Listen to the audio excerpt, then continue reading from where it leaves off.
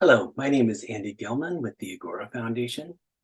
On Friday, August 11th, Tom Krause and I interviewed Tom Maloney and Tania Parker of the Ojai Valley Land Conservancy. We wanted to understand better what the Land Conservancy's priorities were in our valley and also anticipate their soon to be released 5-year strategic plan. We hope you enjoy the conversation. There'll be links to the strategic plan, and please let us know if you have any questions. Enjoy.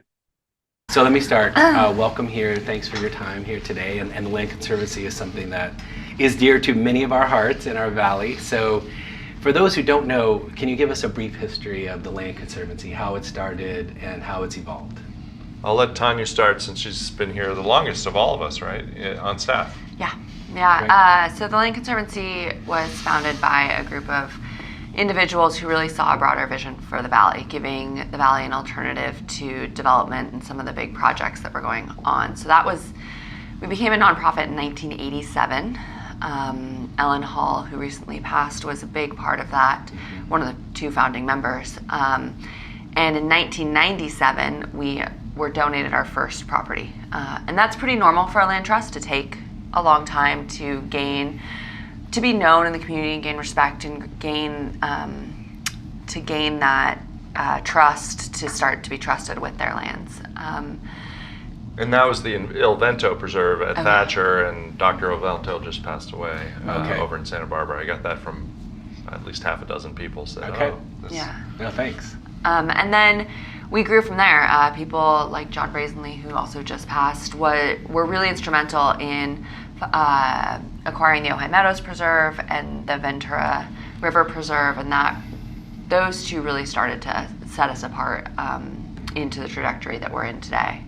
And Phil, who's on the school board, was also a part of that early group. He was. Okay. Yeah, and then he went away to be a parent for a while, and now he's back on our board. Okay. Yeah. Great. Yeah. And I would say that the 80s were a time, so the land trust movement in the New World started with the Trustees of Reservations about 135 years ago in Massachusetts, and then the Isaac Walton League and some other organizations. The Nature Conservancy was founded in 1953. But it wasn't until like the late 70s and 80s when land trust really took off, and so we're right in there with this whole explosion of the land trust movement in the United States. So a land trust is a legal identification, it's a legal. It absolutely How is. does that work? So there's there's 501c3, which is charities, which you're familiar with, and then there's Section 170, which qualifies you as a conservation entity under the tax code to hold land for conservation purposes. And so these things called conservation easements can only be held by a Section 170 organization. And tax deductions, if you were going to donate your land, for instance, you have to donate it to a Section 170 interest if it's for conservation purposes. Of course, you could donate it to the Agora Foundation. They could sell it and use the proceeds. But And this was a federal legislation with the objective of providing a mechanism to preserve for private lands conservation. private land conservation. Yeah. And as you might imagine, it was very popular in the East, but as you get west with all the federal land and state lands in the West, it was a little bit more of a slow uptake. And now there's a profound debate in Western land conservation between private lands and public lands. For instance, Western senators have helped create a law that if you do a conservation easement that allows the continued agricultural use, say ranching for this example, you can take a 15-year tax deduction off your income, which is extraordinary. But if you sell it into the federal system, that doesn't exist. Or if you even donate it, so there's a tension between public land and private land in the West, which isn't an issue here in Ojai. You know, I mean, we've got 2.1 million acres just to our north here. And So the Meadow Preserve, was that donated or purchased? Things like that. yeah, the Meadows Preserve was purchased. Okay. We purchased land either depending on whether it qualifies for grants, like the Meadows Preserve was a big project with both private donations from the community, but also major grants from Caltrans, because it was really to help reduce and stop the flooding that was happening on Highway 33. I remember. But then something like the Valley View Preserve is really a community benefit. It didn't qualify for grants, and that was 100% fundraised from the community. Okay. But one note about land trusts too is land trusts as a whole have protected, it's been a while since the last census, but I think it's 5 times more land than all the national parks combined in all 50 states. Wow. Yeah, That's great to know. It's a massive movement. I'm going to the rally next month. Okay. When Yeah. there'll be 3,000. Well, land I trust just want nerds to tell you, from all when I over. was a kid, behind Nordhoff, people used to dump their trash. So when I was growing up, that's what was behind Nordhoff, which is the Meadow Preserve now. Oh, yeah. It's an incredible change, like extraordinary. My So, friend's dad was kudos a to the tomato farmer there. Yeah? I had no idea. Wow, I didn't Yeah. know that either. We'll keep coming back to the Meadows Preserve Yeah. because as part of our 5-year vision, that enhancement of ecosystem services is central to this, responding to climate change. No, thanks. And then how did you two individually come to the Land Conservancy? So I think this month I will have been at the Land Conservancy for 10 years. Oh. I We don't have a tenure. Well, now we will see. But it's funny, I have a degree in natural resources management, but I had never heard of a land trust. I didn't know what they were. Right. And the previous director asked me to apply for the job, 2 previous directors, at the gym. We worked out at the same hour at the athletic club. And so that's how I got to Land Conservancy. And I was hired specifically to rebrand and market it to make it the most known nonprofit in the Valley. And I think we've been pretty successful at that. And I've had a long, diverse career on both coasts in conservation. People often ask, well, how'd you come to conservation? My brother lived on Nantucket as a scallop fisherman for 20 years, and my brother-in-law grew up there.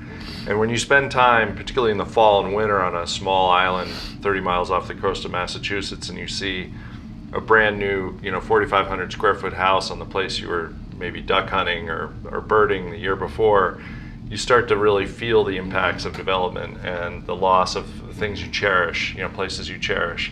And so I decided after my slacker years to go to grad school.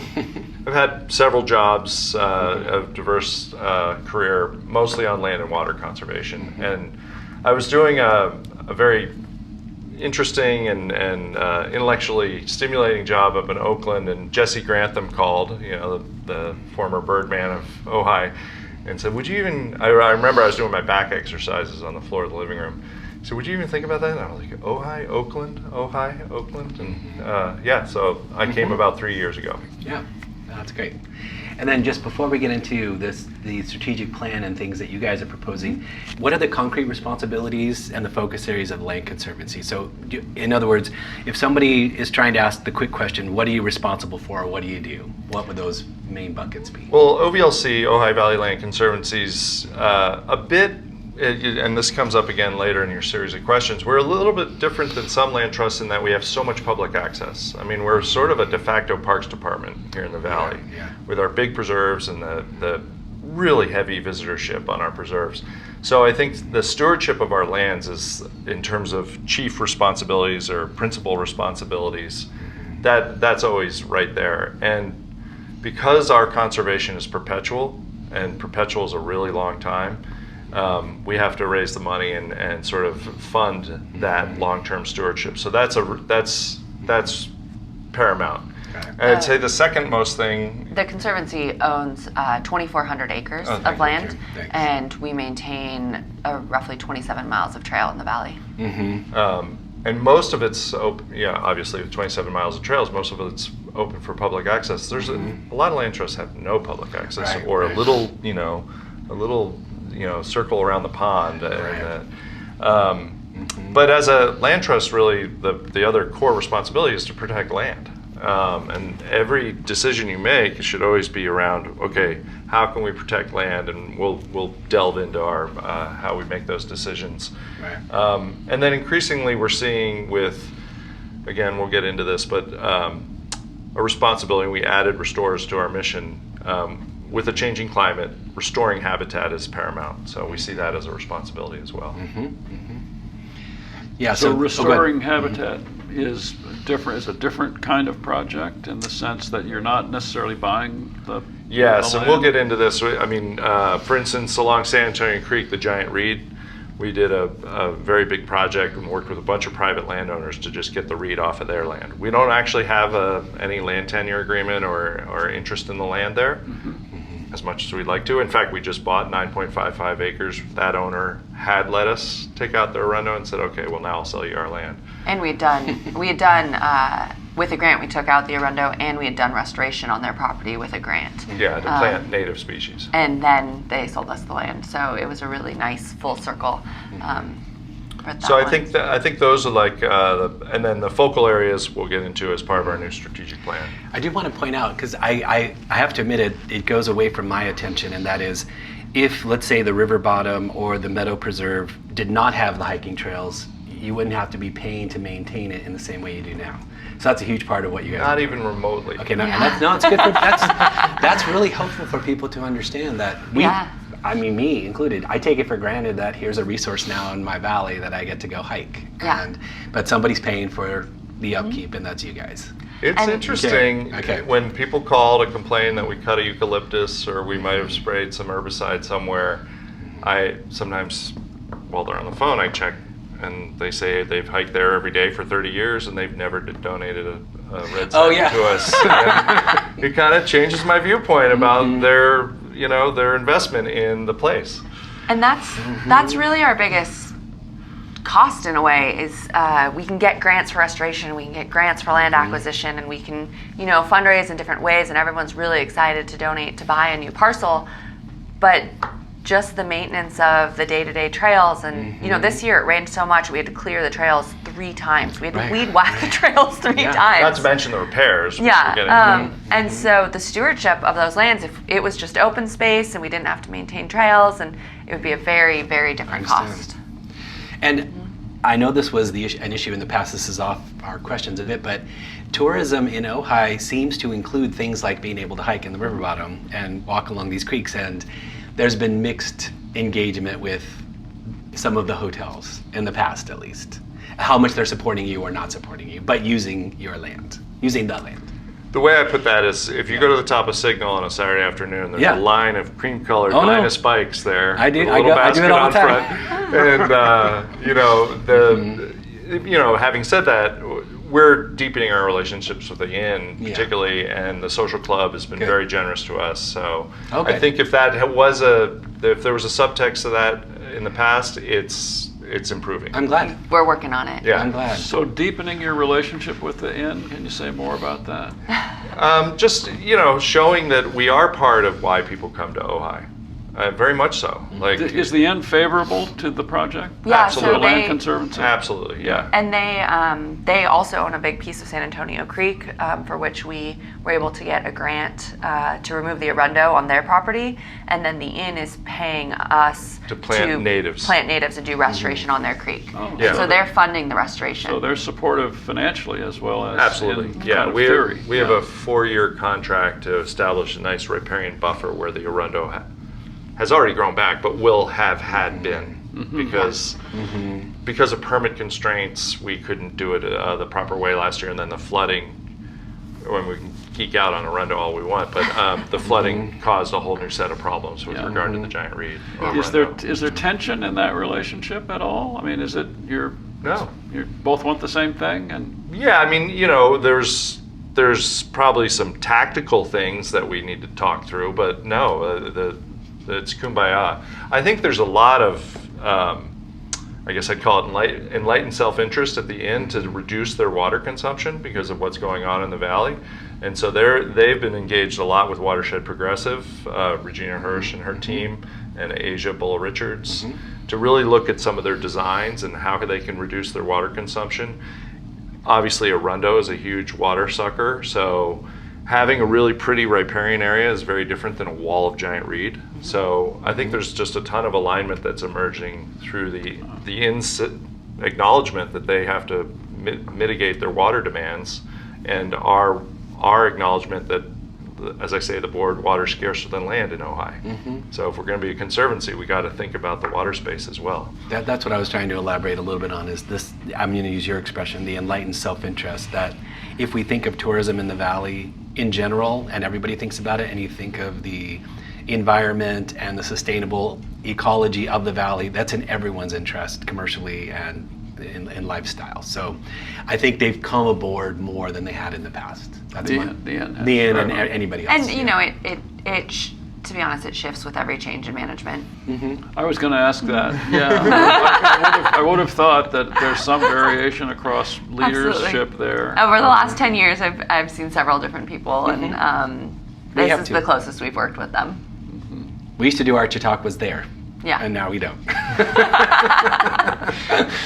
So I want to get, one thing I'd love to transition to is the strategic plan. So before, this is a question that I have been asked, I don't know the answer to this.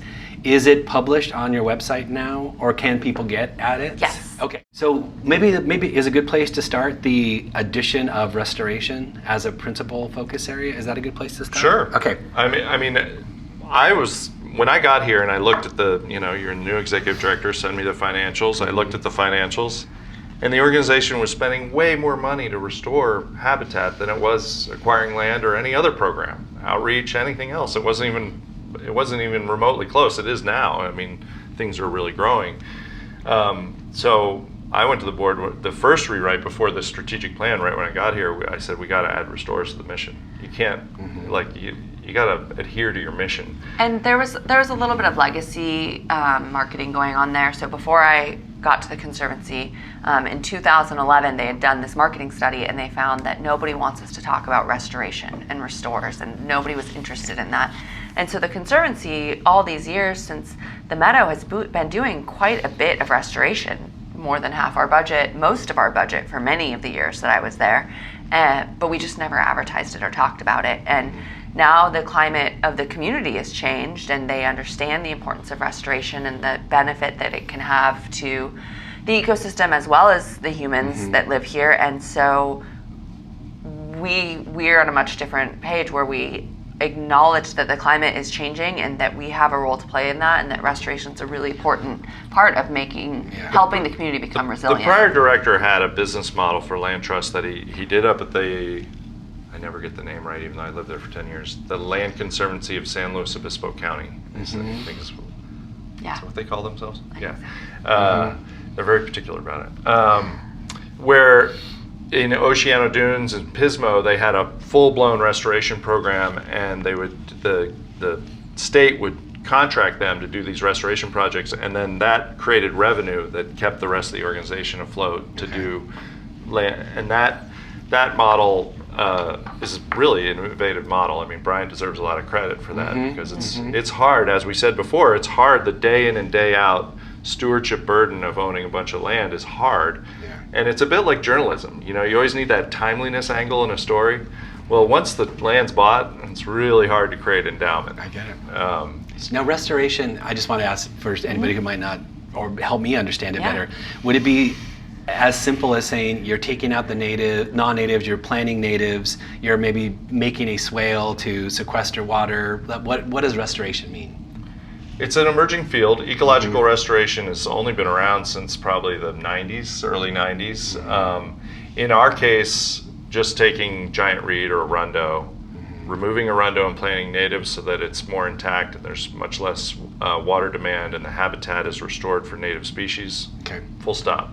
Wow. Taking an orange grove, like at the Ventura River Preserve, what was that, 40 acres of oranges, and planting hundreds of oak trees to get an intact oak woodland.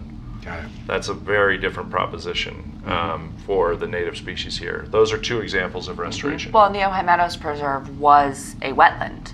And so we brought the water back. The water now drains into the Meadows Preserve. It protects the surrounding neighborhoods and Nordoff and the highway from flooding.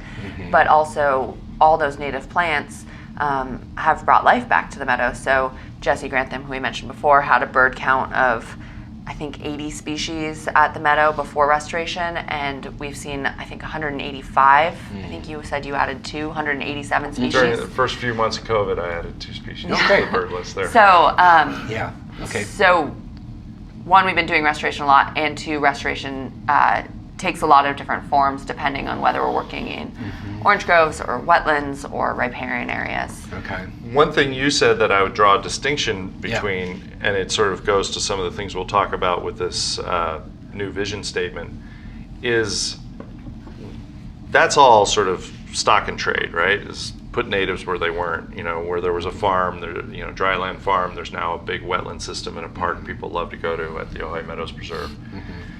But we're in a situation now, as I say it, is when I was shopping for homes in Ojai, every place I looked at, there was an armored flood channel getting the water out of the valley as quickly as possible. Right.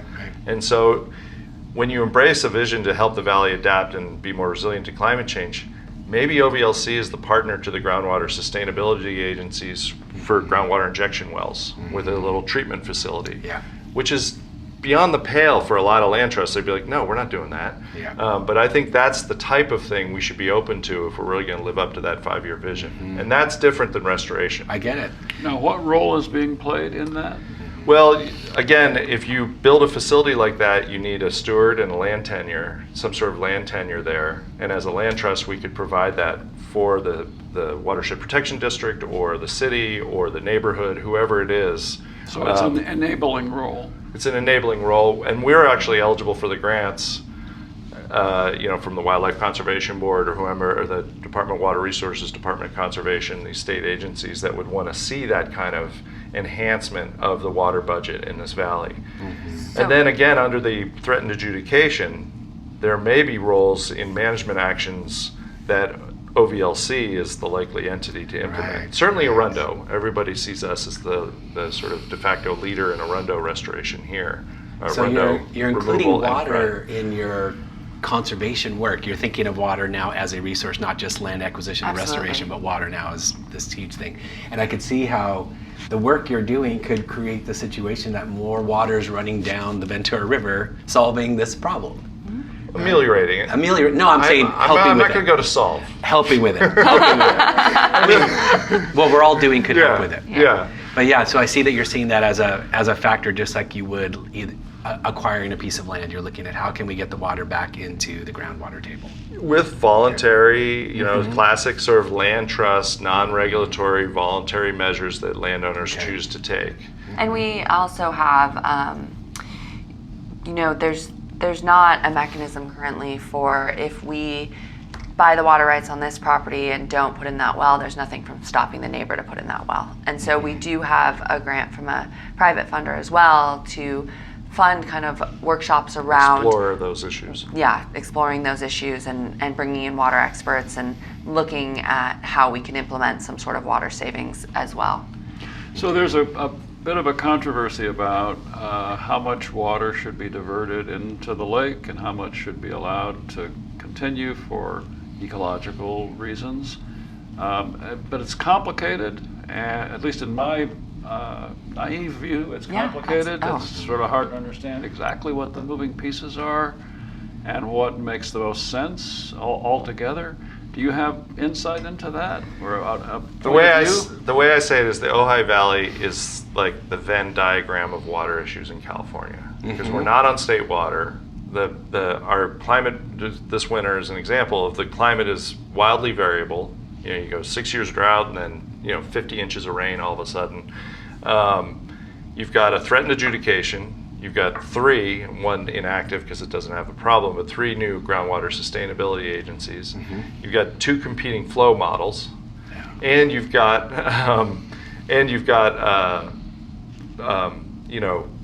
water demand from sort of COVID related, but also just ex-urban migration of just development and people demanding more water. And then diminishing the agricultural base, which is so much a part of our consumptive use of water, is, it's challenging in this environment. Roger, our board chair, Roger Essick, he doesn't think avocados will be here in 10 years just because the heat factor is just crushing them. So in that Venn diagram, there's got to be a way that we can, again, cooperatively and voluntarily find ways to ameliorate the issue. I don't have the crystal ball that says it should be 14 acre feet at low flow coming through Robles and not getting diverted. And then you have Matilaha, the Matilaha Dam Removal Project, and what effect is that going to have on water sustainability in the time of climate change? I mean, as the executive director of OVLC, I see a role for us, and that's the point of this grant we got, is to sort of explore with all those potential policy levers in place, where can we start pulling on some levers to play a productive role for the community. And I would say our vision often it gets a little bit reductive of you're either for fish or you're for water or for people in this valley. And I think that that's not really fair. We need water, and we believe in the orchards, and they add a lot to our community character. And if we want to see or have orange blossoms in the spring and have citrus be part of our lives, we need to support the ag as well.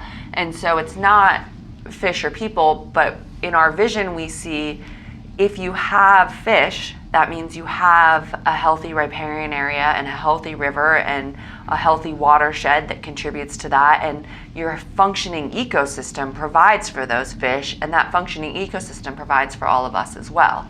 And so it's let me double down on that before you pull that because we're talking about steelhead, and the world we ought to live in ought to have habitat that's headwaters, mid-reach river, estuary, open ocean. And that's why steelhead is a perfect umbrella species for the world we ought to want to live in. That's how I think about it. So it isn't steelhead exactly. No. It's the larger picture that is represented by the survival of steelhead. The example I can give you is, Ojai is right here on the edge of condor country.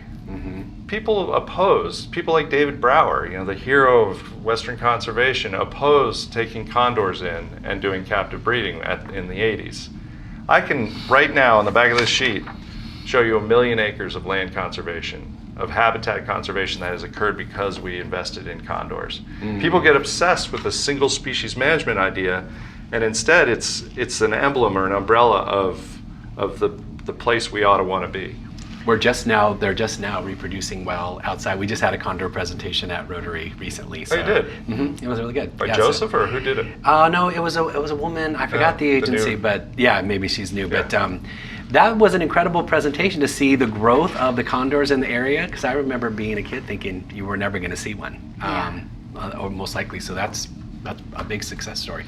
But your point was, this is, in a way, the steelhead would be sort of the symbol of how the system is doing, the representative example of the larger system. That's, I thought, the point you were trying to make.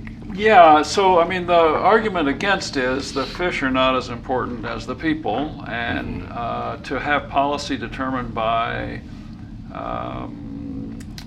EPA. Something that contributes to steelhead, and you can't find a steelhead if you go there. Yeah. There aren't any. Right. That's the argument. I don't know if that's right or not. That's a concern to a lot of people. I know. And then when people say, well, no, it's not just the fish; it's also the broader picture of the ecological system. If you're not real up on all that stuff, and you hear that, you think, is that theory? Is that ideology? Is that like it's just good? Or is that real? Is there substance to that argument, actually? Of why we need I just described the life history of a migratory salmonid, in this case a steelhead. So they need clean, intact ocean, estuary, mid-reach river, and headwaters. Yeah. That makes it an ideal. And that's pretty concrete. That's not ideological. That's 8th grade biology class. Yeah. That's a field trip in the North Coast to go see the king salmon migrating. They're all that biology. I used to work in anatomy fisheries restoration on the Connecticut River. And so if that's given up, let's say, if the decision were made, for example, say divert all of the water and forget the steelhead. Right. What would the effect of that be?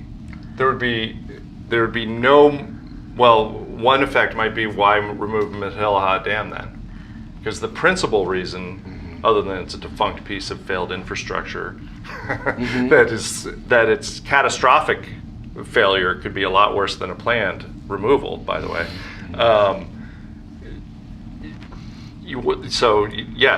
Why remove that? Why think about an intact national forest? Why think about removing Arundo and having an intact riparian area with a full complement of native birds? I just think it changes the world we ought to want to be in. I also think, and we're a conservation organization, so sure, of course, yeah. I also think that biodiversity loss, like we don't. I don't love spiders crawling across me when I'm sleeping 2 nights ago. I don't love little creepy crawly things, but also I understand the importance of bugs and the importance of having broad biodiversity in function of our entire ecosystem. And so if you're diverting all the water, you're losing all your riparian trees, you're losing your fire breaks, water's not sinking into the groundwater. The effects are broader reaching beyond the river. You're losing a lot of shade, it's gonna get hotter there. You're not bringing sediment out to the ocean. Well, the dam's stopping that anyways, but you're not having a functioning estuary, so you're losing more biodiversity there. The ripple effects go beyond protecting this fish. It goes into this intact habitat that we're realizing we need all those pollinators, we need all those plants, we need our native species. We need in order to clean our air and to survive and to have... Well, we need the pollinators to grow fruit. Yeah. Right? So in the East End. And I think that's a really interesting one too, because the honeybees aren't native, they're European, and we have 1,800 bee species here in California that do a lot of pollination. And so you're competing, they often get left out of the pollinator equation, but I think that in order for us to have clean air and clean water, we need to support biodiversity and land and protect those things. Bringing it back to water, just in this context, there are abundant examples from other places where a really thoughtful analysis of our efficiencies and how we use water and how we think about water will completely ameliorate the people versus fish argument. I mean, I think it's so reductive as to sort of lose the point that we can create efficiencies in what we're doing in our built environment, so that we don't have to keep having the same debate over and over again. In other words, we can have both. And what stands in the way of that? Cooperation, just thoughtfulness, redesign, getting probably good always back to cash. I was gonna say education, what's the financial aspect of that? Well, like we were talking about, if you were to redesign some of these armored flood channels and get some injection wells so that our groundwater just is more sustained on a year in, year out basis, everything's very costly. That's heavy machinery, that's thinking about injection wells. Just a really simple treatment. example. You could see the water going down the street and it goes into, the hole, and it says floods to the ocean and all that. So it's not going nowhere, it's going down the river, which is great. But imagine if it flooded into the vacant lot over here, and then it settled down and settled into the groundwater table where we could use it first. That's what I think some of the projects from Watershed Progressive and these guys and others are doing to make, like, our groundwater table right now is so sufficient because it seems to me of that work that's happening. So when wells get sunk, they're sinking into the groundwater table, right? Ojai even pumps, we even pump our gray water down past Foster Park. That's right. It's like water is like the enemy here, and we need to be more That's what I mean, though. about that. I was thinking of education as one of the main things, so that the person who's, let's say, commercially focused should understand that the conservation movement is actually in line with them, with their interest. They may not understand that. That's what we're trying to help with, is to say, if with the proper education and the proper funding, we actually, well, you pointed this out, everyone's water needs could be met when we're thinking about the steelhead. Yeah. That's an interesting way of thinking about it. So do the people running the water agencies, Casitas and others, do they understand all this? I think you're in a dialectic, honestly, like with the regulators and Casitas and the road. There was an all-day meeting I missed. I was on vacation last week at Robles to think about Robles redesign in the context of the Matilha project and the 8 million cubic yards of sediment behind that dam. And so there's a lot of thought going in. I think everybody acknowledges that the current design is adequate, but it's very polarized between the regulators and the water company at this point, and Casitas. I mean, it's just the federal regulators. Yeah. And what's the polarization? Everybody needs to just kind of like put their guns down and say, let's cooperate and see if we can come up with a new solution. The polarization is the way you cast the question, honestly, is that cubic foot per second for fish or people? Right. And the water, I see. Yeah. And the regulators are, blindered at the steelhead needs and, periodic flows and seasonal flows. And I'm still learning all the particularities of this watershed for that fish. Are the regulators reasonable about this stuff? Can you work with them? Or are they ideological and Both. hard-nosed and difficult to do anything that is practical?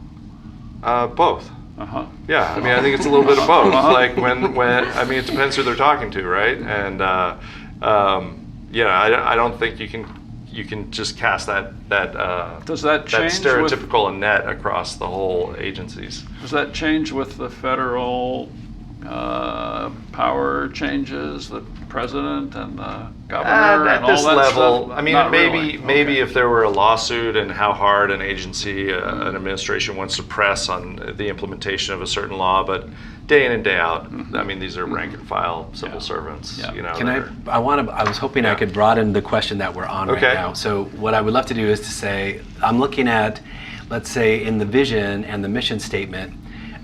So in the vision, you write, to lead Ojai Valley's response to climate change, which I love that line.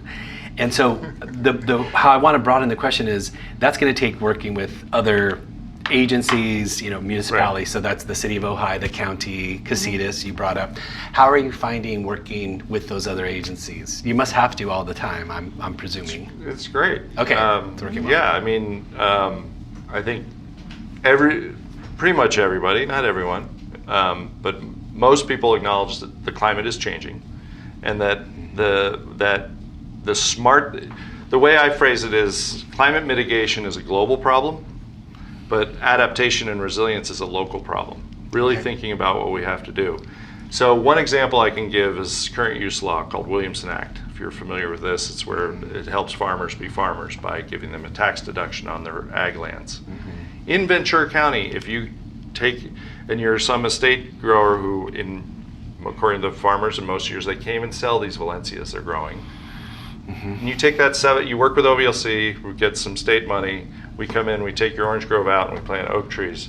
We've just lost 20% of your deduction. On your property tax. On your property tax under the Williamson Act. At this time, in this place, that makes no sense. Mm-hmm. It really doesn't. We should be investing in our ecosystem values here to really help ameliorate the effects we're feeling from climate change. That's a great point. Instead, what's happening, especially with the proposed rate changes at Casitas, is people are turning their water valves down to where the trees are either dying or hosting psyllid or causing problems for the air quotes here, legitimate farmers. Mm-hmm. And that's a problem we can help with, because we have the land tenure, we can do a conservation easement, mm-hmm. we have the restoration expertise, mm-hmm. we can play a really instrumental role. And I think that hews really mm-hmm. closely to some of the significant outcomes that need to be part of the management actions in the threatened adjudication, the potential settlement to the adjudication. Right. Because that's meaningful water. Yeah. So say more about what you just said. Covered a lot of ground, and I followed part of it, but not all of it. Okay. So can you say more? Let's just take an example of a piece of property and how this would work. Say I'm a Hollywood producer. Yeah. And I bought my estate up in Ojai, and I've got 7 acres of Valencia oranges. I've got a land manager who's been Essex Orchard Management's been managing it.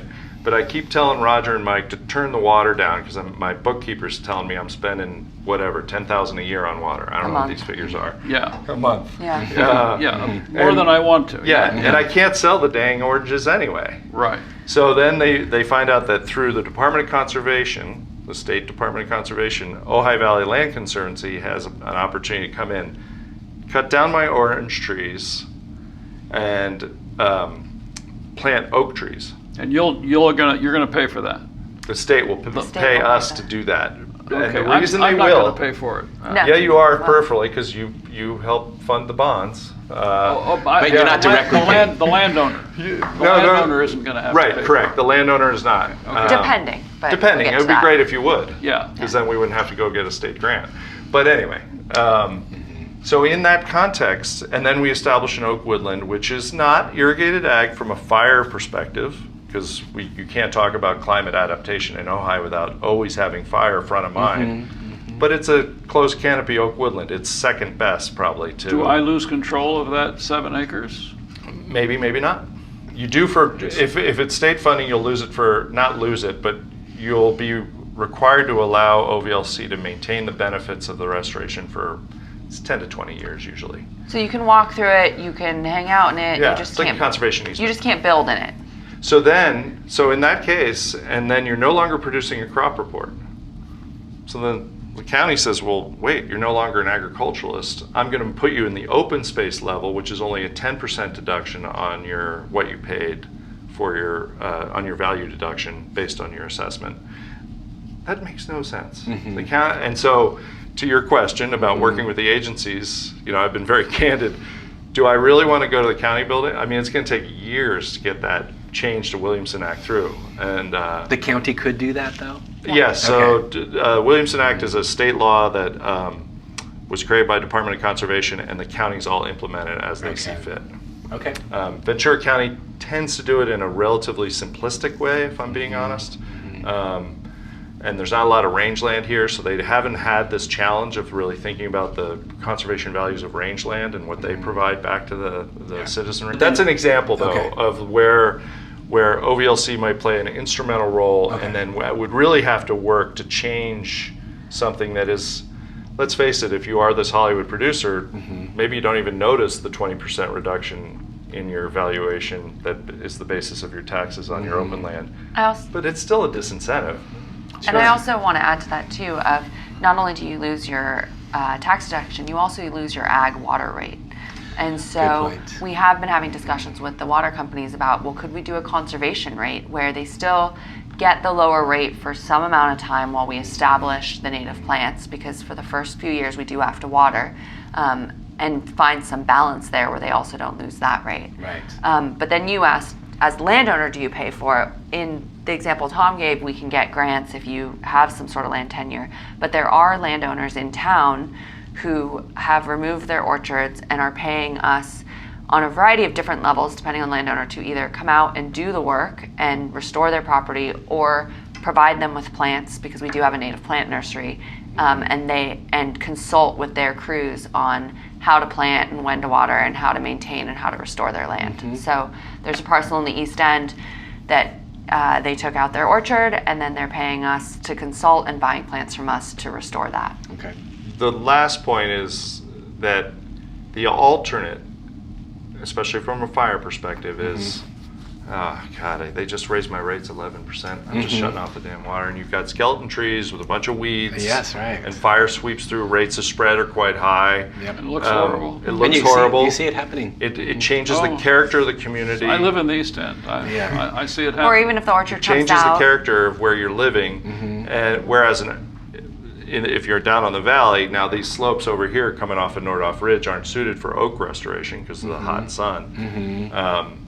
But if you plant oaks, you've got deep root channels that allow the water to get through. East End's pretty alluvial, the water goes right in, but over here in downtown Ojai, canopy cover and canopy shade. cover, fog capture, pollinators, habitat. I mean, there's just So do people in the valley understand this? They're gonna, darn it. Yeah, good. So that's a really good question. The Conservancy, this fall, we're going to be launching Rewild Ojai, and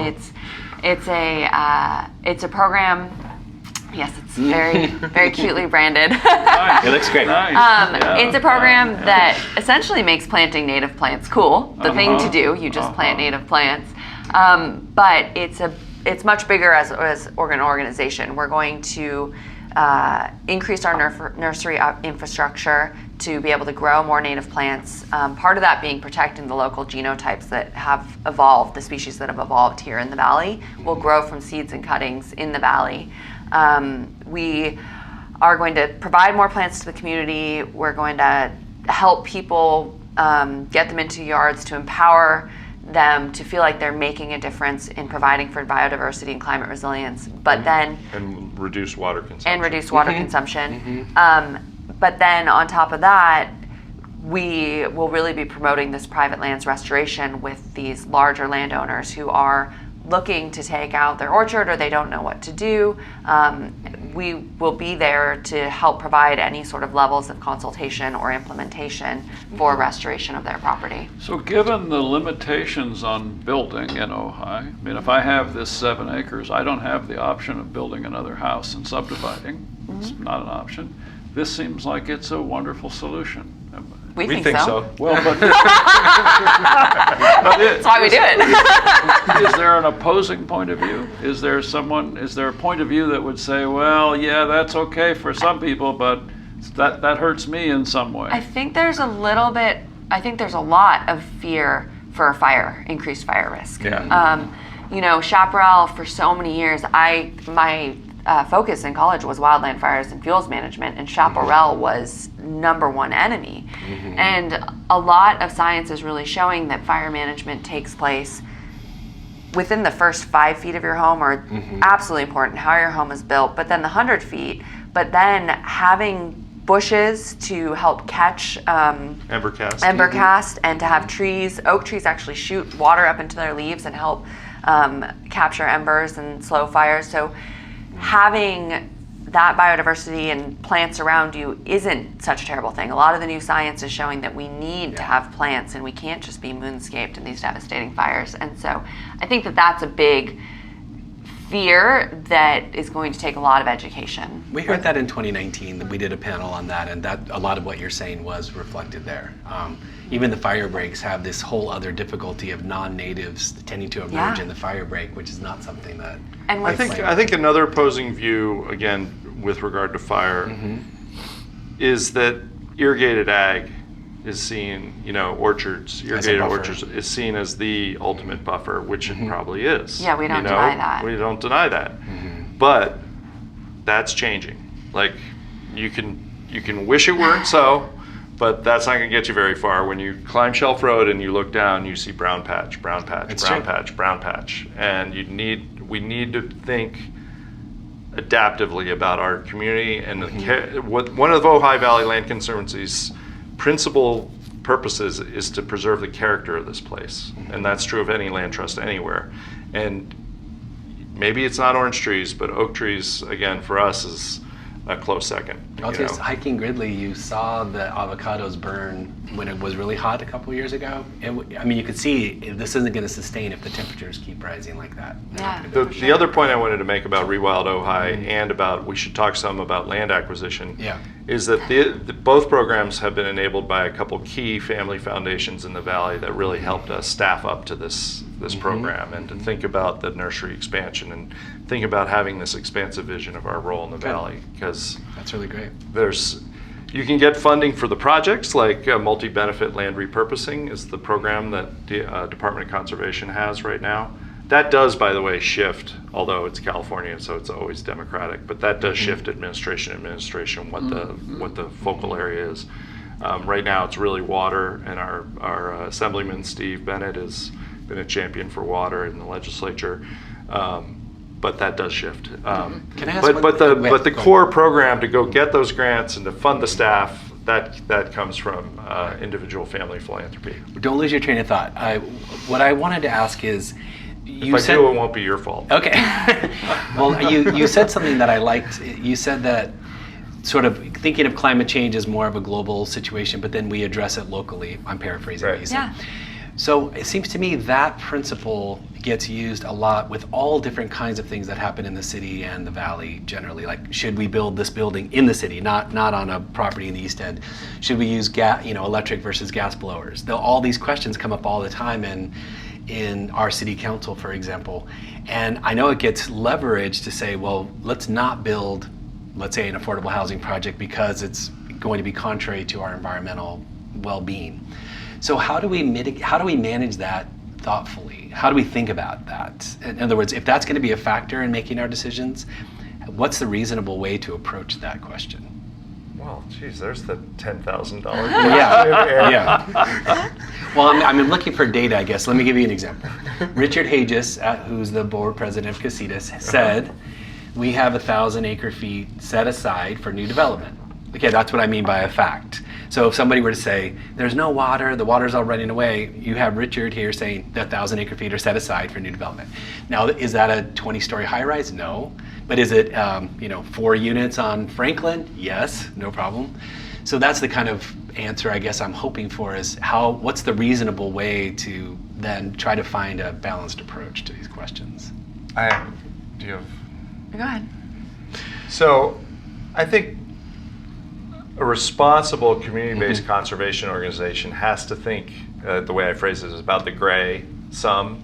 We're all about the green, we're all about the nature, but we also have to think a little bit about the gray and that balance between a vibrant, ideally what you see is a vibrant village and lots of green space and open lands around it. I mean, that's what we have now in Ojai. That's what OVLC exists to help protect on the green side. Yeah. I think where we cross over in that are some of the proactive and innovation style elements around water capture and what role we might play in that, what role we might play as a management entity within the adjudication. I don't want to be the referee if there ever is a referee created, but I'll sure be interested in being a quarterback to help figure out some of those solutions to help ameliorate that. Is water capture viable?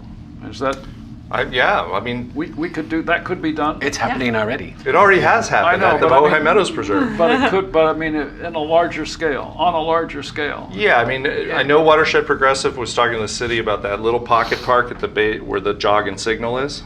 That little park, and could you shunt some of the stormwater coming off the hill there into a groundwater injection well there? You would need to have some treatment because you gotta get the dog poo and hydrocarbons out before you send it down into the ground. But that's all doable. I mean, the technology exists to do this. So, but is the balance between the cost and the benefit appropriate to putting resources? I can't answer into that now. Yeah, that's a good question. Yeah. The other place that everybody always thinks about, I call it Ojai Meadows Preserve 2.0, are the Krishnamurti-Crotona fields along 33. When you think about all the impervious surface at the Y, Vaughn's and the hospital and all that stuff, all that creates excessive flood flows down San Antonio Creek through the channeling of storm water. Our field crew, it's like Groundhog Day. Whenever there's a big flood, they have to go redo a bunch of restoration work that the county has to pay for, buy the plants all over again, go plant them again, because it's just these crushing flows down San Antonio Creek. We could attenuate those peaks and get some water into the ground using those fields. Yeah. And I know there's willingness at Krishnamurti. I haven't talked to Crotona about it, but it's just a matter of finding the bandwidth to plan it. No, just for people watching, you're talking about all that open land. When you're driving down, you're heading out of the valley to the right there, where you see the Ojai Retreat up on the hill, all that land that's open there. Yep. That would be the place that we would sequester. Yeah, Okay. because that's what happened over off of Maricopa Highway with the meadows. Now, a lot of that water during really high flows just gets into the Happy Valley drain and goes out to the river. The county did come to us, but the geography wasn't right for doing stormwater capture and infiltration on the west side of the Meadows Preserve. But I think the board would have been totally open to it. It just, the geometry wasn't right. There are new people coming into the valley all the time. Like me. Some of them people who could help quite a bit if they wanted to. Is that happening? You have a way to connect with new money coming to the Ojai Valley that we talk about all the time. I mean, that's half of our, more than half of our job. So we talk about how to reach that cohort all the time. Yeah, and I would say some of the new people have been incredibly supportive. I don't know that I had this conversation last night. I don't know that a lot of people have been brought up with philanthropy as part of what they do, and so there's a lot of education, I think, too, of being part of your community and being philanthropic and the impact you can make by donating to your local organizations. But some relationships we've built, but we're definitely always looking for more. Especially this year, we're looking at a lot of really big projects, and we're going to have to raise a lot of capital for those. So partly I'm asking that question because it seems to me a big problem in the community that new people come here and it's maybe a second residence or a summer residence, and they love the beauty of the place and the charm of the valley, and they want to have a place here, but they don't feel themselves part of the community. So for example, we have public schools that are run down and not being run well, and the population has plummeted in half, and it's a huge problem. Yeah. And the new person who comes to town is going to send their kids to a private school, which we have plenty of. And so what's the problem? So I get the benefit of this community, but I don't have to participate in anything. I don't have to do anything. I just go up there when I like it, and there it is.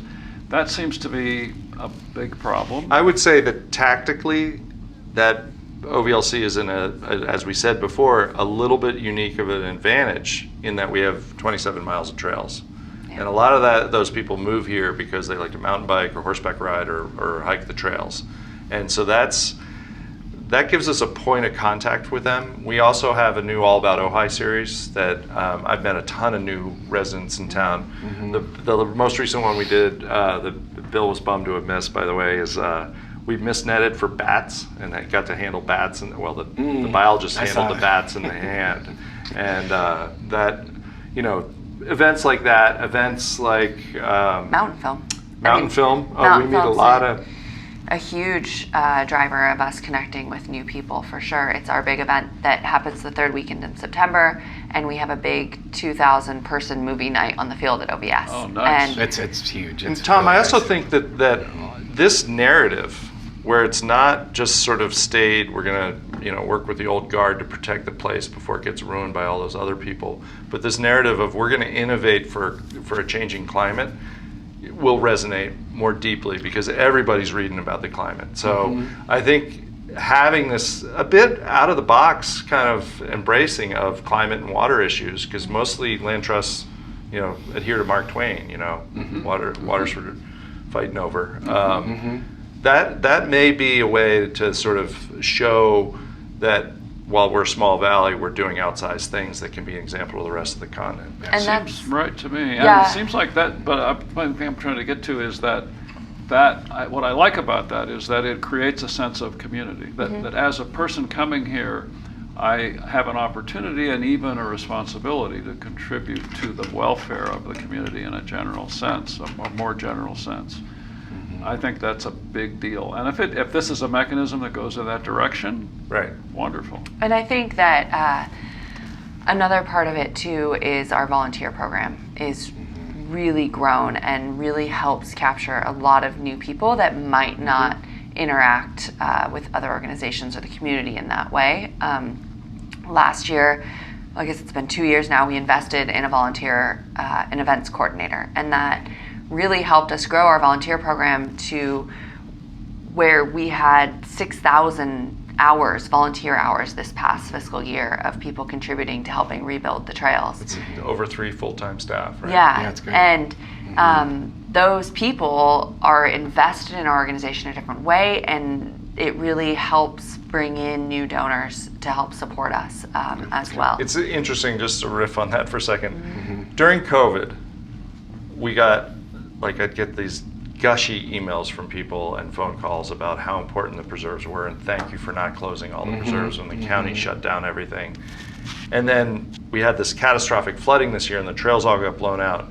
And it's gone 180 degrees where the community has been the source of resilience for OVLC and our trail system. That's great. It's just done this complete flip-flop where we were the source of resilience, emotionally, for people to get away from their families, and then it's flipped 180 degrees. Now we had over 6,000 hours, and people volunteer on everything. They'll stuff envelopes, and everything we need done. There's a volunteer that might be there to do That's it. great. And it really was. There's always been volunteers at OVLC. It started as a volunteer entity. Yeah. Sort of the Margaret Mead thing, but having somebody who's there to manage and help the rest of the staff manage through their particular discipline, how can volunteers help, has just been a boon. And so we're going to continue that investment. It's been That's incredible. great. We had So what do you need? Well, so we haven't talked land acquisition. that's let's talk about that. Yeah, so again, thanks to the generosity of 2 family foundations in town, we hired a land protection specialist, because for years, always, the executive director is who does the land deals, and executive directors have a lot to do already, and land deals are tedious. There's just a lot of details. So in addition to that philanthropy, I also got a very generous pro bono lawyer agreement with Alan Matkins, who provides legal support for our land deals. And we have about 230 acres. We closed on just under 10 acres on San Antonio Creek recently, but we have 230 acres that we should close on in the next 2 months. And that's creates a whole nother level. I mean, every piece of land is forever. So you got to always think about stewardship and startup and what do we need. And You know, and so, you know, our stewardship staff does an analysis of how hard this property is likely going to be, and then you think about, well, if you're only spending 5% of the corpus on any annual year, you need that much money. And so we'll be doing a capital campaign to help support the new lands.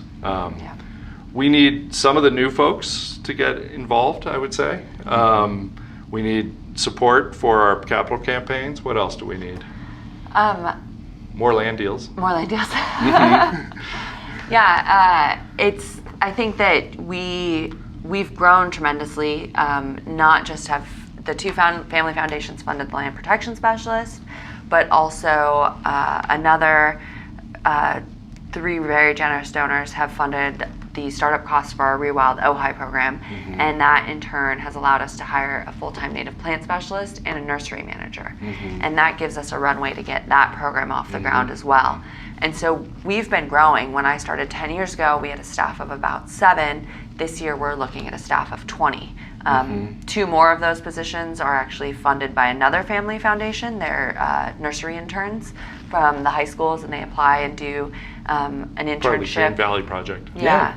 And so we've grown a lot, and so we're looking at this very robust and very aspiring budget this year to support this momentum that we've gone. But now having these extra staff to get the land deals done and to get this program off the ground, and all of a sudden we have all these capital campaigns coming into fruition that we're like, oh, we can finally buy land. We've got someone working on this. And so now we're looking at this big budget and these capital campaigns for land. Got it. So your numbers are all public, right? So can you just give me a quick sketch of like how many people, how much money have you got, what's your annual budget, that kind of stuff, just for the benefit of the... So we're looking at about 20 staff. 4 of those are part-time. The 2 nursery interns are very part-time. 5 of them are part-time, maybe. Our budget, when I started 10 years ago, it was approaching $1 million, which was crazy. And this year we're looking at $2.5 million budget, and that's aside from the capital campaigns. And the land costs aren't part of your operating budget. You know. So operating budget $2.5 million. Right. And that goes to people mainly. People and equipment and you know upkeep and and then on the usual overhead stuff. On the asset side, do you keep track of the value of the assets? We do, but it's how you book that. I think we're at 18 million in our on the when balance sheet. When you think of all that land. And then we did settle with SoCal Edison after the damages to the Thomas fire. So and the board had the wisdom to put the proceeds of the settlement into a stewardship fund for the long-term management of the land. Because one thing I did when I got here is I said, wait, everybody should be on their own base. We need to understand how this cost within this organization is distributed. And stewardship was at a huge deficit every year because there was no endowment for most of our land. We had a couple small endowments where we overshot the mark or something. And so the board said, oh, when that windfall came in, I can't talk about it, it's a material part of the settlement agreement. They said that's all for stewardship. So there is an endowment. There is how a big small is it? endowment. Our current endowment, can I say that? Our current endowment is about $10 million. We invested... Because that doesn't speak to the settlement. When we settled on that endowment, the markets all crashed and we've lost a significant amount, but we're starting to climb back up. Think about the timing of when we might have settled and what happened in the markets in the last 3 years. But probably half of our staff are grant funded, whether it's government grants or private foundation grants, and then the other half are funded by the community and the money. Restoration, other than Rewild Ojai, the restoration program has always been hand-to-mouth government funding with some profit, if you will, some revenue coming off because we charge more than we pay to help support the administration of the organization. Can I add though, or can you talk about you on your 5-year strategic plan? You talk about a thriving workforce now, and that people can afford to live here. So maybe talk about that. So that's something that is really important to us. Is we love this valley, and the people that work for us are working every day to protect what they love and to work on what they love about this valley, but most of them can't afford to live here. I live in my grandma's house. I live in workforce housing. Tom lives in one of the houses that the Conservancy owns. It's a very nice house. It's the old Hollingsworth estate, and I call it workforce housing. One of our staff lives in an ADU that a board member has, and a lot can't live in town anymore, and so we are buying a new parcel currently that should close soon that will have a house on it. And so we're looking to that as another employee housing option. In the past, if someone left us a home, we would immediately turn around and sell it. We wouldn't want to own and maintain that. But now we're in a very different place with affordable housing that we would actually think about keeping that, and depending on the state, obviously, and supporting our staff in that way. The stewardship endowment is huge. It's really common for land trusts to, in the beginning, take on a lot of land without an endowment and then realize how expensive it is to maintain something forever, especially if it's open to the public, like we talked about before. And so that's someday when we start to have revenue off the endowment, that will help. We've yet to ever be able to draw on it.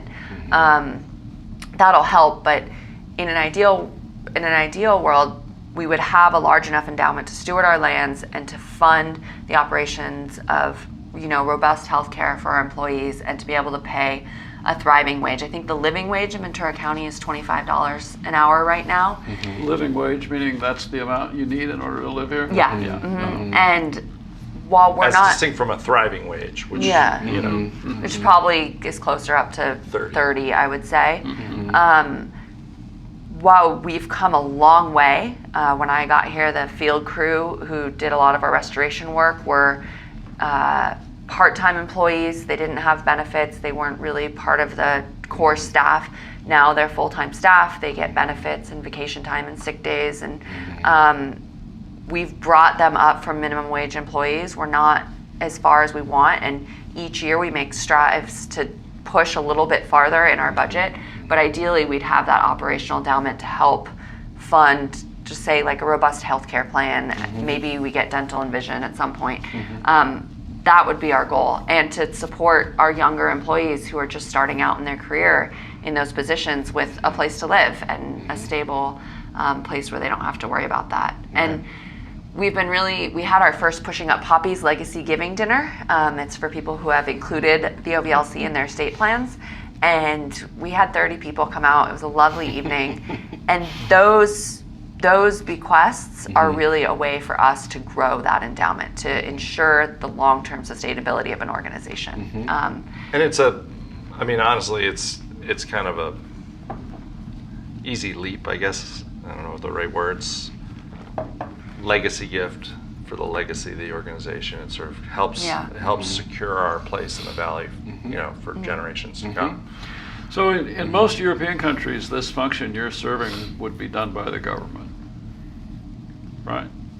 I think so. I think there's that's the case. There's a new international land conservation network that's created because the United States really has forged private lands conservation and outside of a government context. So yes, I would say that's accurate. So and I would say in the underdeveloped world as well. So you've managed to engineer a solution in this country. Well, we're not done yet. But you've made a lot of progress. Yeah. Well, You've made a lot of progress. And I think that that's something that people are pleasantly surprised about, is they think of us as the Trails organization, and then they sit down and talk to us and we're like, well, are you interested in restoration? Are you interested in the jobs we're providing? Are you interested in fire? Are you interested in water? We have so many things that we work on, and even when we send our staff to rally, I think they're often surprised at how our little land trust in Ojai really does really big and great things. Yeah, it was interesting. We talked so much about water today. I had a call with the director of the Methow Conservancy in central Washington, and they just did a water transaction with the local tribe, water for nature transaction. Now, the context of water law in Washington State, it's totally balkanized in the West. Every state's got its own picadillos, but we're going to get together at Rally. I'm going next month, and we're going to try to see if we can't create some sort of Western water network to start thinking about what role can land trusts play. The one thing we didn't talk about is how acquisition hews to climate change. Yeah. Okay. And so, OVLC, we're about your views and your wildlife and your trails. We've largely, pretty much all the projects we have in the hopper right now are on rivers. And so that's obviously important. Protecting riparian areas is important for all the reasons we talked about. But when you think about climate and how the climate's shifting, we got funding from the Land Trust Alliance to do a kind of a climate modeling exercise. And you start thinking about north and northeast facing slopes. You don't have to be a global climate scientist to know that those are the cooler, wetter places. Just a hiker. You just have to be a hiker or a golfer or whatever. You don't have to even be a hiker. You just have to know that when I'm outside and I'm on a northeast facing slope, there's more oak trees, there's more moisture. And so we have a prioritization model for that. We've also, because of all the focus on groundwater, we've also looked at potential recharge. And so a piece maybe in the East End that otherwise would not have been, it would have just been thought of as a postage stamp and not sort of on the urban fringe. Maybe we buy that because it has such great recharge potential. And so we've really thought about how can we tweak our acquisition priorities to help with this adaptation and resilience to our changing climate. Can I add to that? Because it's not, Of course. We've talked a lot about restoration, but really the best tool that we have is to protect the lands that are already providing things. So protecting the north-facing slopes. When we talk about fire, having that clean wildland urban interface, and so purchasing private parcels that would start to add another home out in the wildlands, just protecting those helps solidify our border for fire. Right. So our first strategy and our first step is acquisition. And I always call it no regrets because you just don't.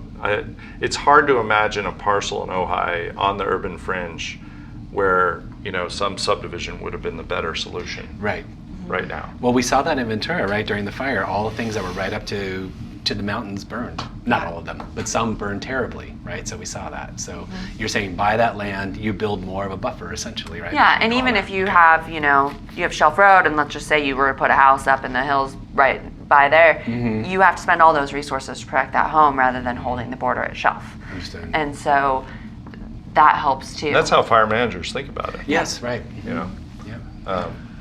We're out of time. Okay. Thank you very much. Is there anything that you didn't say that you feel Well, I you've got got to that say? in. Yeah, that's good. Yeah, we didn't talk about acquisitions as a land trust most of the time.